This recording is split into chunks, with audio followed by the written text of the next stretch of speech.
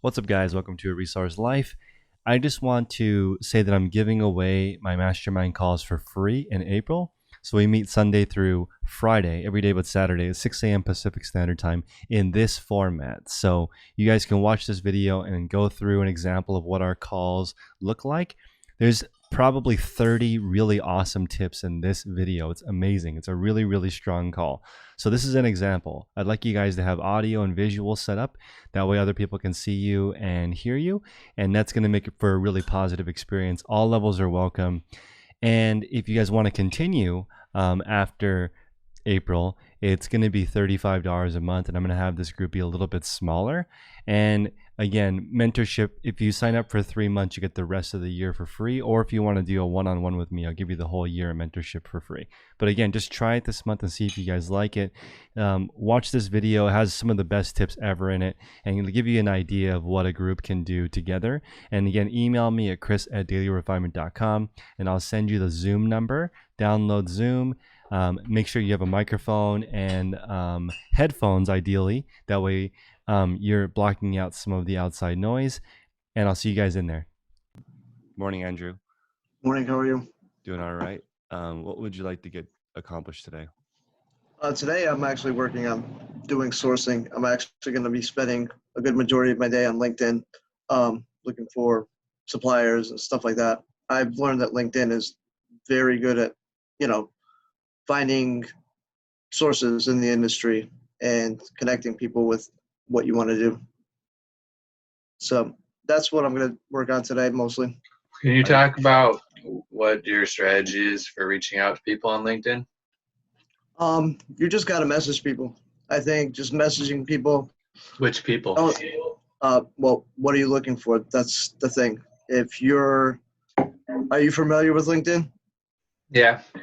All right. So, I mean, if you're looking for a wholesaler, if you're looking for a distributor, just reach out to them and message them and, let them know what you're interested in getting and, Do you have is that something that you'd like to do regularly?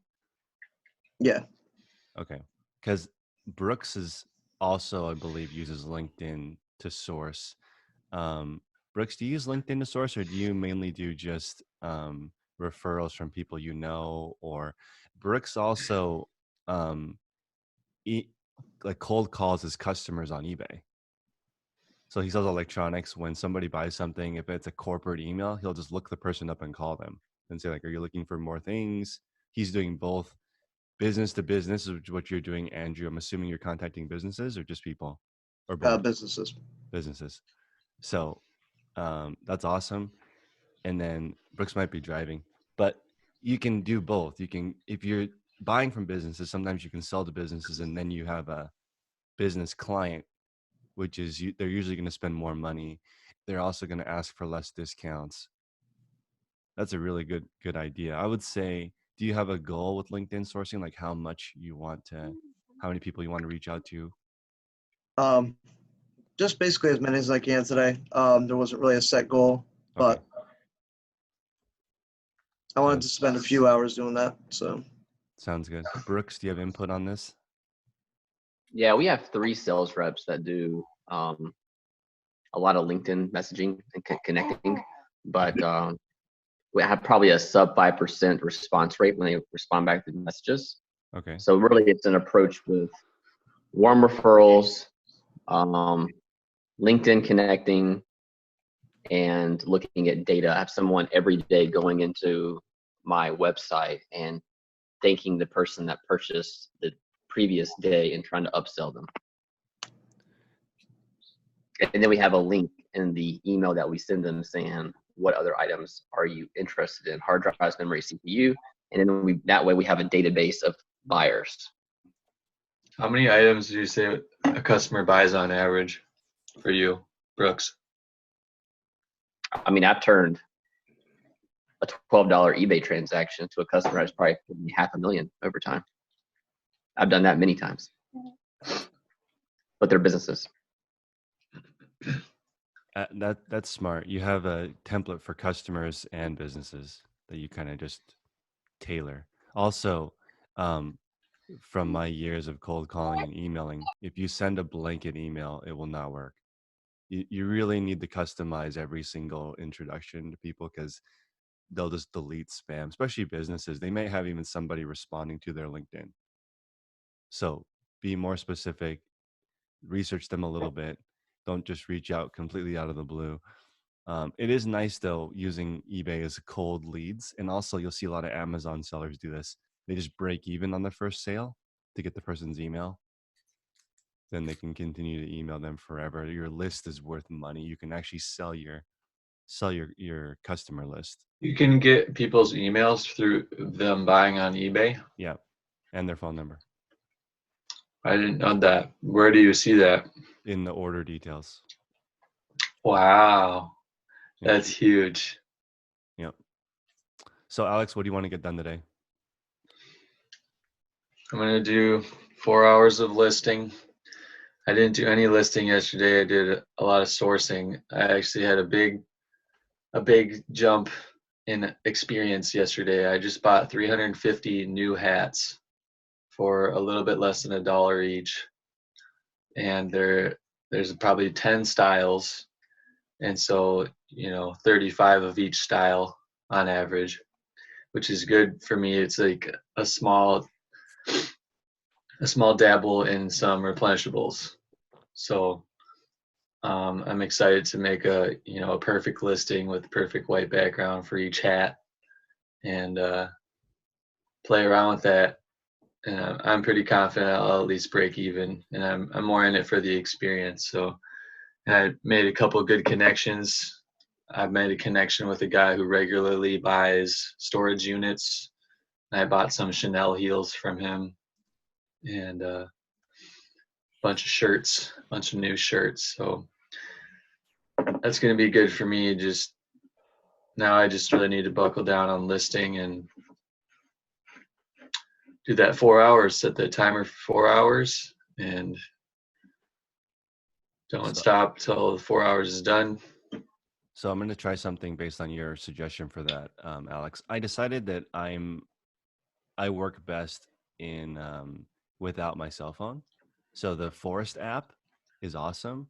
So I'm gonna do your 4 hour thing, and I'm gonna use the Forest app twice. I'm gonna do 2 4 hour sprints, because I don't have any. I have plenty of time. I can do 8 hours of work uninterrupted, no problem. So I want to do it from 9 a.m. to 1 p.m. and then from um, 1 1:30 to 5:30 with a half an hour break for lunch right now, because my storage has limited hours. But I want to get 2 work sprints in that are 4 hours long.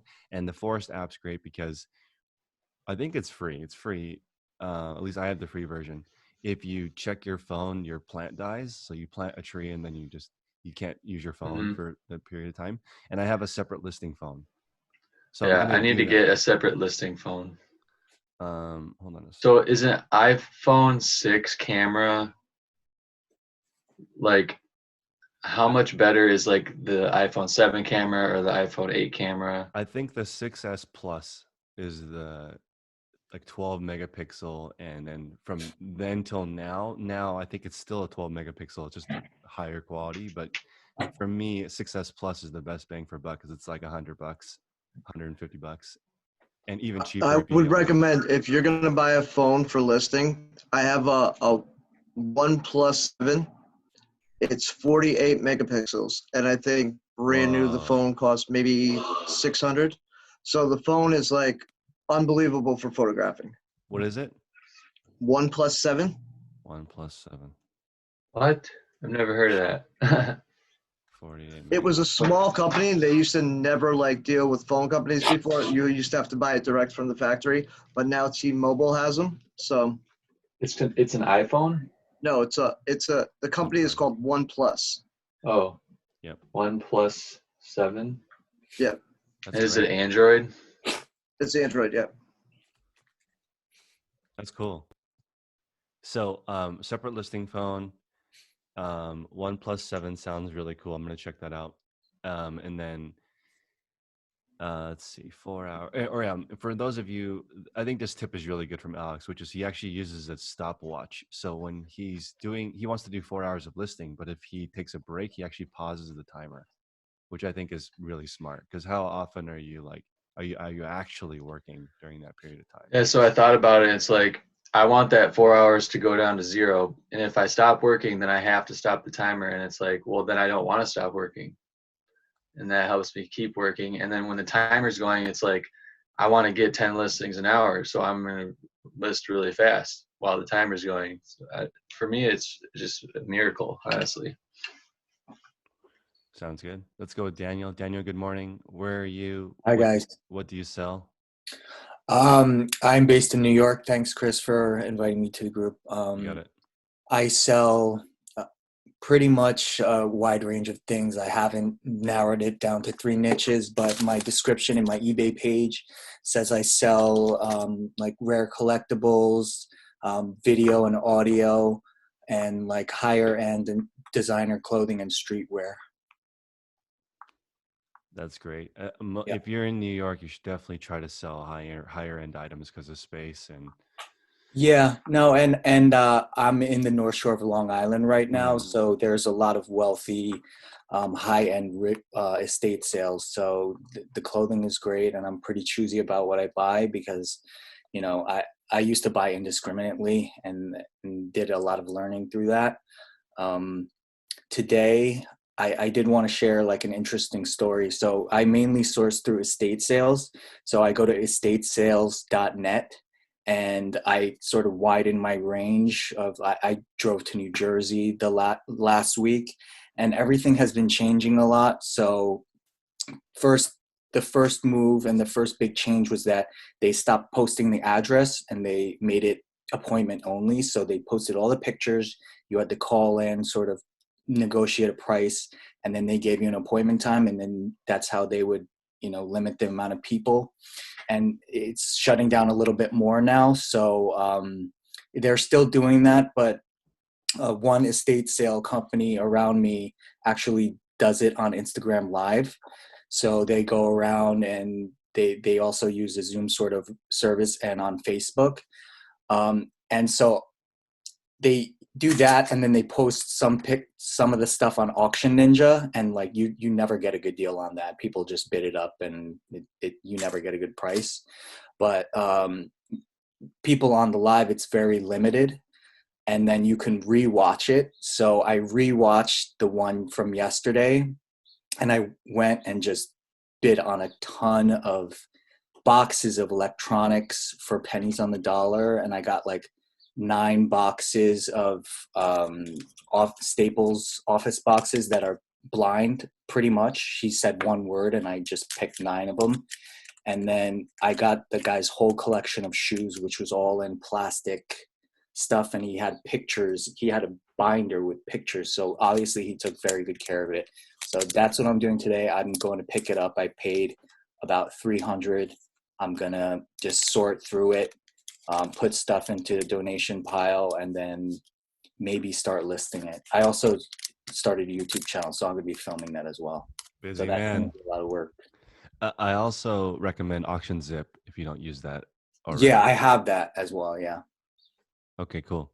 So another thing I wanted to mention was young, good-looking people that are ambitious like yourself. You can get stuff for free if you reach out to rich people because they like ambitious young people. The younger you are, the better. Because I have seen there's resellers that I've met that are like 13 and they have a whole room of free stuff. Funny story. I used to drive around and get people's garbage. And I met a lady in her driveway, and I asked her if she had any records, and then I built a relationship. She was moving, so I went through her house and got a bunch of stuff. But thank you for saying I look young, but I think I'm older than you, Chris. Fair enough. But I love the hustle. And there's a lady I'm going to mentor that's in Canada that, like, her situation I think is pretty bad, but I think that I can help her get a lot of inventory for free because of where she like is in a wealthier area. So I think if you are very creative, you can figure out a way to get inventory for free. That does kind of blow my mind because you can set up what is it called? eBay Charity Works. Is that what it's called? Um, where a percentage of your sales goes to charity. So right now I'm making a flyer that says, um, let me buy your gently used shoes or clothing or what, or rare cool items in your house. And I'll either pay you up front, or I can set the auction to 20% towards um, a charity. If you want to just give it to me, then you can be doing something. Also, right now, I'm going to be playing the card that we can still work. They just extended the shelter in place here till May 3rd, and it's supposed to cause, just in my area, 30% unemployment. So yesterday, my wife's company furloughed 80,000 people for 60 days. So no pay till May 3rd, right? So we can actually work. So in a sense that if we were to make these flyers and start reaching out, if we figure out a system that works, you can actually create jobs if you get especially if you get the inventory for free. So that's here. That's Goodwill's number one thing. We create jobs for people who can't get jobs. That's like their hardcore marketing thing. So apparently that works, because people will give gold away free to Goodwill just because that creates jobs. So I think it's kind of an interesting situation right now where if you do decide to scale, you can let people know I can actually make jobs with this. Because especially if you have a grasp on, like, you let people know how much work is involved with listing. And if you are I consider a pro, you're listing 5 to 10 items an hour. And, one person could give you 5,000 items from their garage. So I was trying to do this estate sale, Daniel, live. I can't do it now because we're not supposed to go outside. But I think from my estimation, there's 35,000 items just in one house. I don't know how many are valuable, but it's like, that's ridiculous. It's just one person. And the person that's not even that's their second house. They don't even care. They want it just cleaned out. So it's crazy. But also your tip on anytime you see people who plastic wrap or document the items, or if you see people with shoes and there's a picture of the shoe printed out and stapled to the box, Yeah. those people are always have immaculate stuff. One thing that I did yesterday that I wanted to share that I learned from Part-Time Pickers off YouTube, he mentioned this app called Nextdoor, which is like a neighborhood app, and he put an ad that said, I will buy your old stuff. So I made an ad because people think t-shirts are garbage, and I've been to a lot of like estate sales where they like threw them out the day before, which hurt. But I put an ad basically saying, I will buy your grown children's old things. And I wrote a list of like stuff that, because I'm really interested in stuff from like the 90s, like the 80s. Because people in estate sales are normally like older. Like I found a BMX Mongoose bike 2 weeks ago, and it's from 1981, and it looks ugly, but nobody would think to buy that, but it's worth $500, and I got it for $50. So I put an ad like that asking, and somebody hit me up the first day saying, do you buy baby stuff? But I told them I didn't. So it does work, and people are on that app. So I was wondering, do you buy children's clothes? No, I heard that, like, people don't want used stuff for their baby, and that makes sense unless it's like new. What about like teen sizes? Yeah, like I definitely like jerseys and stuff like that. But for me, since I already sell so much stuff already, I don't even sell like women's clothes. I only like source clothes that I think that I would wear. That's kind of my process of like narrowing down, and like, because clothing is such a slow seller, so I'll only, even if it's like a name brand, if it's like ugly and if I wouldn't wear it, then I don't really get it unless it's like nothing. How specific do you get in those posts with what you're buying? Like, do you just say I'm buying stuff, or do you say, like, you said you No. didn't do baby things? I basically listed exactly this type of stuff. So I said, like, games, toys, clothing, bikes. I basically said what, I was pretty specific. Okay. I recommend posting a different category of post into each category on like Facebook, and I can I'll link my ad in the chat. Okay. Sounds good. Shani, did you have some feedback? I think I saw your thing pop up earlier. I was just going to say vintage baby stuff does really well. Like the old, like he's talking about the 80s, 70s, 80s. That's all. But it makes sense that you're buying what you would wear because that kind of thing. What do you mean vintage? Like what? Like clothes or what vintage stuff? Vintage baby clothes. I see. Vintage. Yeah. Yeah. Like just the little onesies. And some of those I've sold for $30 and $40 a piece. I'll look into that. Shani, what would you like to get done today? Oh, okay. So for me, I'd like to list 20. I listed 18 yesterday. So this is working for me to have you guys accountability. So I'd like to do 20 today. I did 18 yesterday.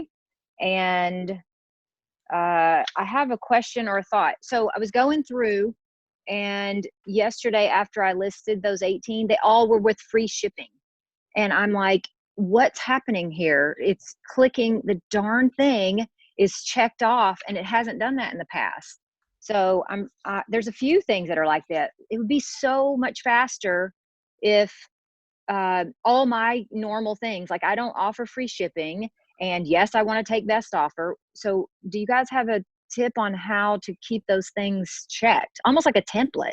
Do you have a store subscription? Yes. Okay, let me show you something that it's called business policies. Actually, I have a video on it. Well, you don't have to, I can go check that okay, if it's something that everybody knows. Business policies is really good. It really saves time on your shipping, your returns, and your payment. Yeah. And what I would do is I'm actually going to try drafting with the phone and then finishing on desktop, because you can't use business policies from your cell phone. And Alex, I'm actually going to try. I have 650 listings left with Sellhound. Then I'm going to try listing direct, because the eBay app is actually getting better. It's much better. So I'm going to see if I can have my listers draft everything on eBay mobile, then go through, select the business policies, launch, and then cross list at the same time. Yeah. So can you save your listings that you're drafting for later, and then put the business policies on all of them before you draft or send them? Okay. Yeah. Mm-hmm. Yeah. Yep, that's the plan. And then can I ask you one more thing? I'm hoping this isn't like beginner stuff for you guys. No. When you're doing the listings, do you drop your pictures in right then? Like take the pictures there, or are you taking photos and then dropping them in? It's faster total time to batch. So all photos and all upload. However, more mistakes happen when you do that. And also sometimes scrolling to find the picture, it takes a while. It's a pain, so it depends on the volume of items you're doing each day. If it's under 20, I usually recommend one at a time. But depending on some people's schedules, they take all their pictures at once and then they list when they can. Depends on what your day looks like. But I would definitely try both. Right. And do you notice the pictures being better using I noticed that mine are a tiny bit better. I'm able to capture better photos by doing the photos and then dropping them into eBay, as opposed to using the eBay app. That's a great tip, in case people don't know. The photos, if you take them outside the eBay app, are not compressed. 100%. So they'll be better if you take them outside the app. And that's also eBay's camera app is based on like the average phone, and most people have better than an average phone. So right. That's why it's like that. And also they want to save space, so they'll chop some quality out of your picture. Right. I have a tip for you guys too. When you're saying that you're paying for things, I don't know if I'm just lucky, but in my neighborhood, my area, I will tell people like on our Facebook group, hey, listen, I'm going to make donations, especially right now because nobody wants to get out. I'm going to make donations. So if there's anything that you want to donate, I'll take it for you. That's another way to kind of get that free stuff. That's a great idea. And then you just Thank pick out what's the good stuff. Yeah, that's a great because you can also get in the habit of actually donating your own stuff. Right. So donate some stuff and then take their stuff, and then ideally you would not even take it into your house. You would go to their place, pick up all the stuff, go straight to Right. Goodwill, dump off all the stuff that you don't want to do, and then just go home with only the things you can list. When we were in garage sale season, that's what I would do is I would say to them, hey, listen, on the last day, why don't you let me take this, take this. I didn't get into details. They don't need to know the details. Let me take your donations in. And they would give me all the rest of it. And so there was a lot of junk, but there was some good stuff too. Mm. So you're just doing the work, the legwork for them. I wonder I'm going to if do that. I'm going to do that today when I pick up the stuff. Thanks for the idea. Yeah. I think you got to be a little bit careful though when you're telling people you're taking stuff for a donation and then they see you selling it. I think they're gonna be like, and then there's some like legalities to that because if you're taking in donation, But I you would are just be careful. But you are donating. You are donating. You're just taking out. I mean, you could say if you want. I just don't tell I people. mean, if you say you're donating it to me, then like that would be not, I wouldn't say you're taking it, say I'm taking your stuff to Goodwill or I'm taking your stuff to a place and then pick out stuff and sell it to make profit. I think they're donating with the expectation that it's going to be used for charity. You can also say that you will recycle, you'll resell what you can, recycle what you can, discard what you can. That's totally reasonable. So it might be better to be fully transparent because if you want to set up something long term, like for example, Savers is for profit. If you ask them, they tell you we make money. We do help people on the side, but like we're mainly for profit. So it's I've never had anybody ask me. They're just glad to have it taken away.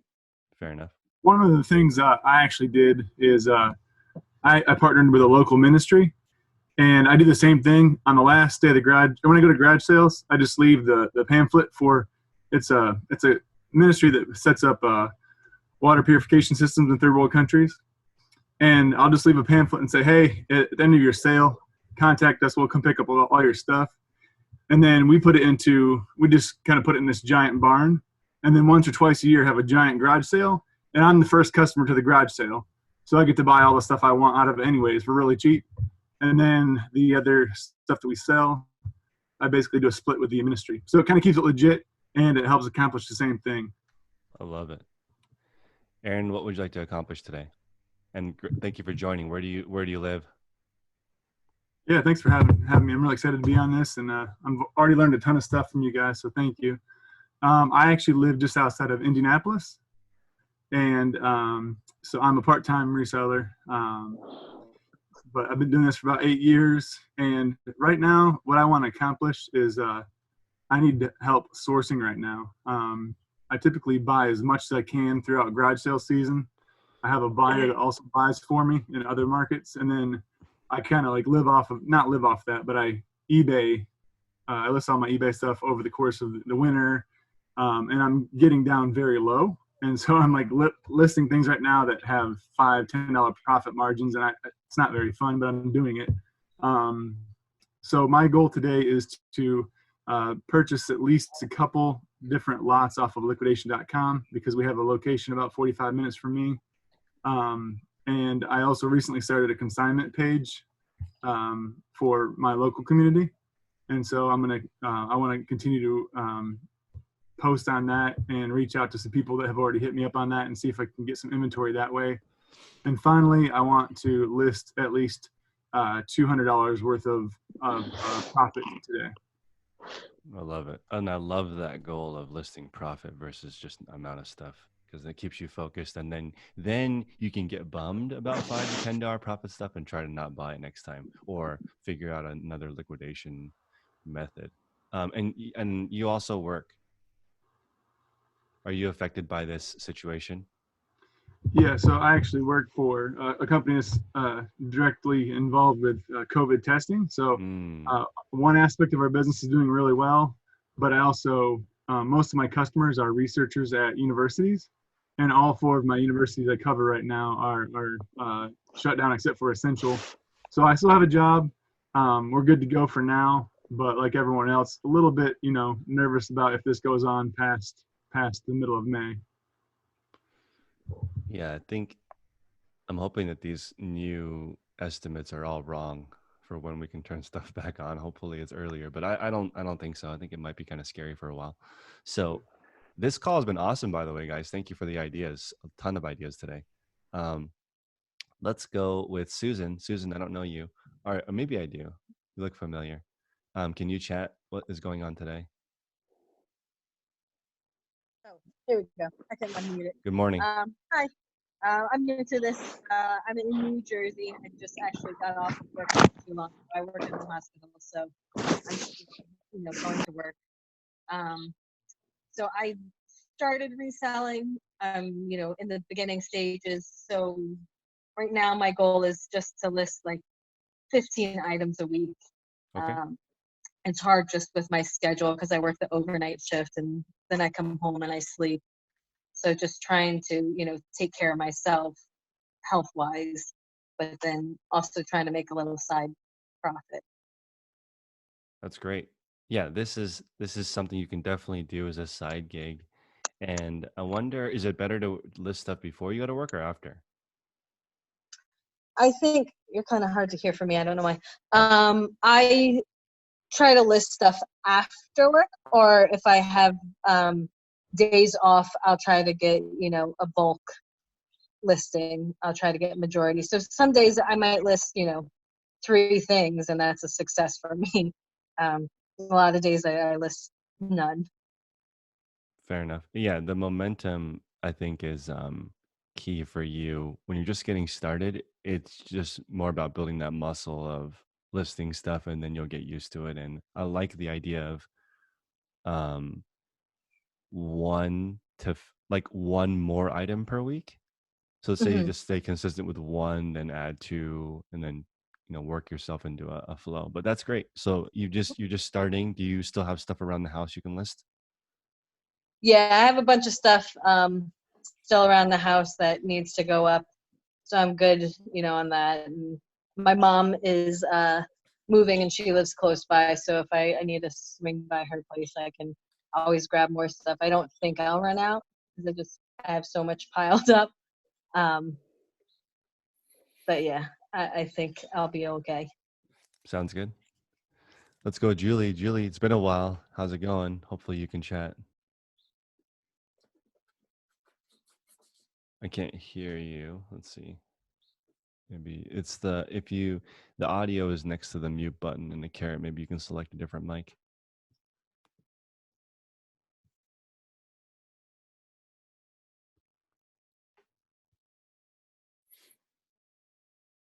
Not yet.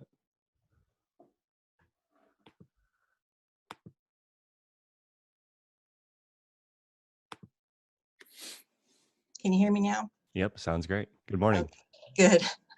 That was the quickest fix I've ever done. What are you working on? Well, I'm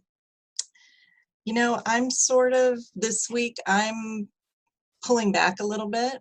Mm-hmm. I think I've just had too much stress from this whole situation. So I'm taking a little stress off myself this week.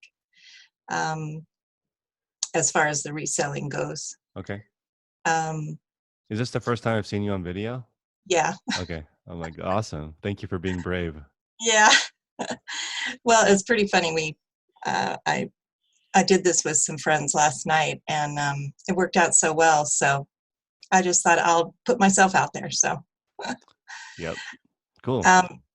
sorry, I'm just going to do what I had said on Monday. I am going to get out all the bins I have of fabric so that I can see what I really have to sell, and sort of make a plan from there as far as how much I want to list each day. And my family did talk me out of going down to the greater Phoenix area to shop yesterday. We at 5 o'clock we started our shelter in place yesterday, so I wanted to go shopping, but my family said no, don't do that. So I'm glad that you brought up like some mental health too. Like I think I have been like insanely happy like for like a whole year. I think it's because I have been doing this call, so I never feel that disconnected. And then also now more than ever, I've been Zooming friends. It's not as fun, but it's interesting being because you don't usually stare at your friends directly. So like this is a very new having a beer with someone on Zoom is very interesting. It's different. You yeah. can also do it more often now. And meeting up in person is actually kind of hard. Mhm. So I've been on a few different Zoom dates with people with kids, and they're like, we don't get to do this ever. So it's interesting seeing. Imagine doing this with 10 of your friends. It's very and then take care of your mental health. And I have been tempted to drive to certain places, but it's I think it's time that we might be able to be selective too, and decide when we want to go. And taking a week off is also smart for your mental sometimes as well. I've noticed with all the high performers that I know, most of them do take time off. So at least 2 weeks a year, sometimes more. Let's go with Scott. Scott, good morning. Good morning, Chris. What's going on? What are you working on today? I'm working on sourcing online. After the call on Monday, you kind of gave me some good ideas of what to do. So I've ordered maybe 8 things in the past couple of days. So that's kind of what I'm working on right now. This has been probably bad in the short term for me as I'm getting started, but good in the sense that I have to develop other places to buy items from. So I think that's a good step for me. So probably just continuing to source online, looking at eBay, and then I was looking at like Shop Goodwill on whatever, like you mentioned that one time too. So I got a couple things off there, and I'm in some other auctions as well that are ending. So that's just where I'm at right now. And I kind of just wanted to come on and listen to what other people were talking about, but that's for me where I'm at right now. Amazing. So I am going to continue to take notes because there's just a ton of good ideas. Shopgoodwill.org. And it is sort of a forced skill development right now for everybody. You have to learn some new skills right now if you want to source a home. And also, I should do way more interviews. I've met people who can't source. They have like disabled and they're able to still make it work. So that's pretty inspiring to see people that they can't leave their home and they still have some businesses. And I should definitely do more interviews in different categories. People sell coins, gold, currency sellers are really cool because it has a lower final value fee. I think it's like 3 to 6%. So it's a lower fee. And you can store all your inventory in one backpack in a safe. It's so interesting looking at. And I tried it. I've now sold I turned a $20 bill into 19 after fees because I didn't understand the fees. Don't do that. But like you can sell money for more than it's worth pretty easily. I think currency is one of the highest traded collectibles, and you can just trade it in for money if you need it. Yeah, remember you said you could go to a bank and ask Yeah. for old $20 bills. It works. So I didn't have as much success with 20s as I did with hundreds. Because I was selling the $20 bills for like 24, and I sold one for I think for 24, and somehow I only netted 19. So don't do that. But it's interesting looking at how that's possible. Coins too. How old do the bills have to be? It depends. Even new bills, if they're errors or limited print, and some old bills are not worth anything because that year they printed a lot. So it just depends on the category. Coins, and currency, it's very much the older kind of bills are now being destroyed because they're easier to counterfeit. So the ones that physically look different, yeah, those are going to be the ones to look out for. And also, that's a pretty interesting hobby, I think, to do that. Let's go with April. April, good morning. Good morning. What are you working on today? I'm just working on listing as well. But it has been a really good call this morning, and I'm gonna echo what a lot of people have already said, that before all this started, I began to resent and hate like thrifting and one-offs. So this is gonna force me as well to either find replenishables or better sourcing online. But right now I'm just kind of working on my death pile. I want to get just 10 things listed to eBay and then cross post the 20 to Poshmark. Where do you live again? Between Detroit and Ann Arbor in the Southeast Michigan area. Detroit and Ann Arbor. Okay. So I have an advantage over you West Coasters. I'm sorry. All good. No, just time wise. Oh, yeah. I think I really should do an afternoon call. I just don't like afternoon calls because then we would have. I'm missing all the all the West Coast people who don't want to wake up at 6. Is it Edie? Let me unmute you. Oh, sorry. Good morning. It's actually good morning. It's a day, like a sunny day. A day, nice. Thank you. Good morning. Thank you for joining us. Thank you for having me. I'm really excited to actually be on this. I'm coming to this new, so I've sold my first $500 on eBay, Awesome. and thank you. I haven't started a store yet. I'm still trying to figure out, how I want to handle that. My circumstances are my mom passed away in February, and she had a ton of things and some very expensive things. So I am, kind of working through that. And she was a quilter, so has a ton of quilting things, which are in a storage unit. So I kind of, want to focus on that at least in the beginning. But I guess I'm trying to decide if I should open a store and dedicate it, make it a quilting store, from sort of the get-go, or, I don't know if you have any thoughts on crafting type things. It's the best, especially right now. People love hobbies and they're forced to be at home. I would list all that stuff immediately. Games, any crafts, hobbies. Mm-hmm.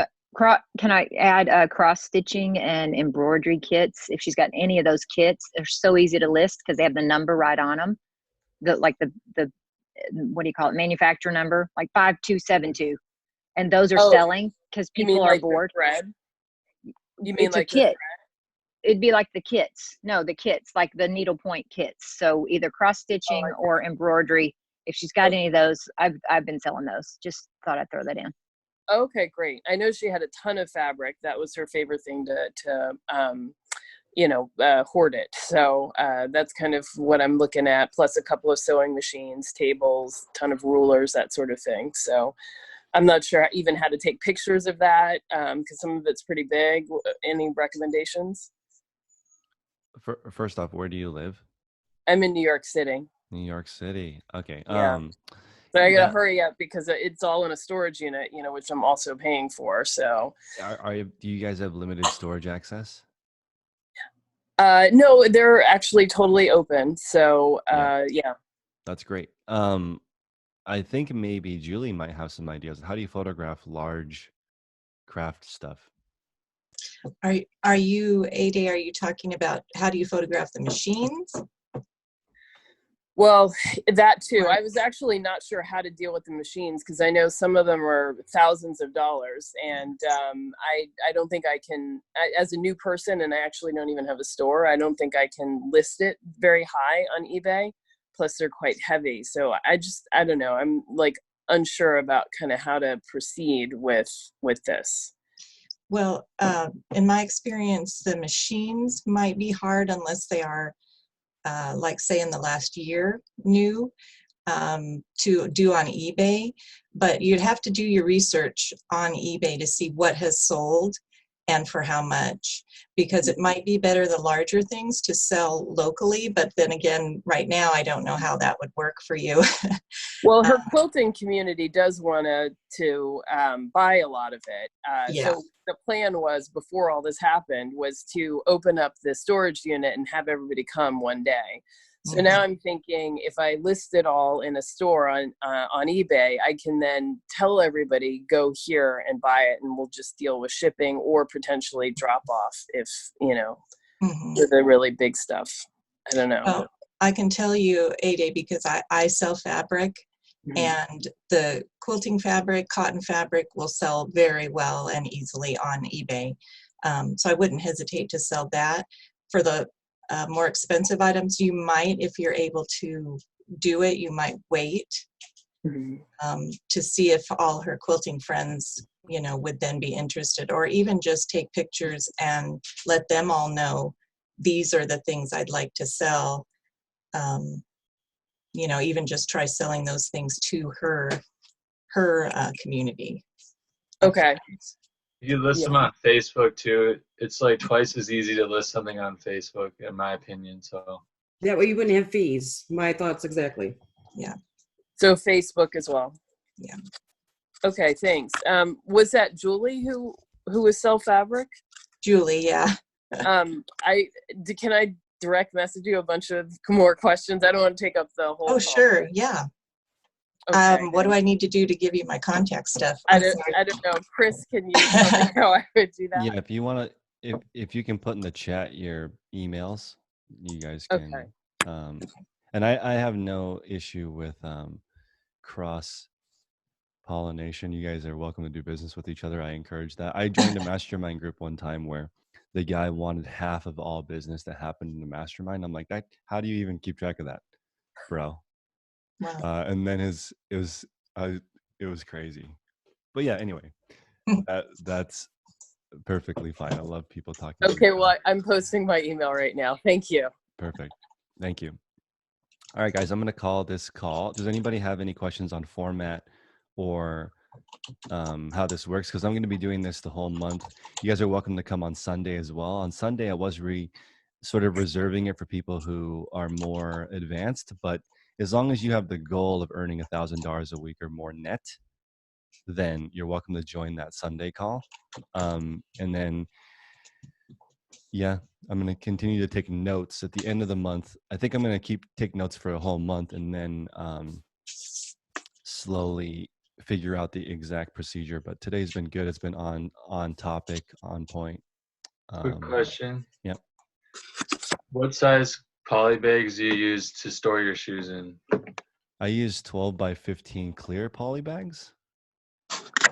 And do you have the suffocation label? I don't. I've thought of just poking a hole, but I know that won't save anybody. So I should probably get the ones with the label, or actually maybe a stamp. I don't know if a stamp would qualify because it might come off.